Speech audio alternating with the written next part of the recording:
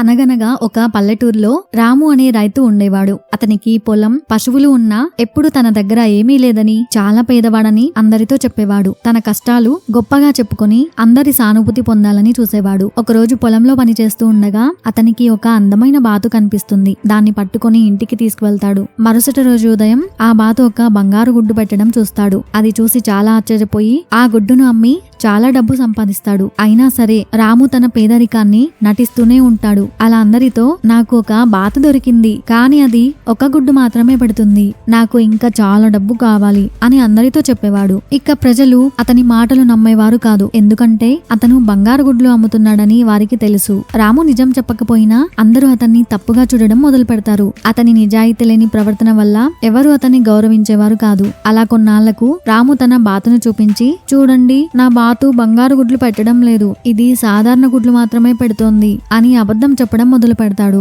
కానీ అప్పటికే ప్రజలకు అతని మీద నమ్మకం పోతుంది. చివరకు బాతు బంగారు గుడ్లు పెట్టడం ఆపేస్తుంది. అలా రాముకి డబ్బు రావడం తగ్గిపోతుంది. అప్పుడు అతనికి అర్థమవుతుంది, నిజాయితీ లేని మాటలు మరియు నటన వల్ల ఎవరూ తనని నమ్మరని. అతను తన తప్పు తెలుసుకుని అప్పటి నుండి నిజాయితీగా జీవించడం మొదలు పెడతాడు. ఇతరుల ముందు నటించడం లేదా అబద్ధాలు చెప్పడం వల్ల ఎప్పుడూ మంచి జరగదు. నిజాయితీగా ఉండటమే ఉత్తమం. ఎందుకంటే అదే నీకు శాశ్వతమైన గౌరవాన్ని మరియు నమ్మకాన్ని ఇస్తుంది. ఎప్పుడూ నటించకు, నిజాయితీగా ఉండు అనేది ఈ కథలో మనం తెలుసుకున్నాం. ఇలాంటి మరిన్ని కథల కోసం ఛానల్ ని సబ్స్క్రైబ్ చేసి ఒక లైక్ చేయండి.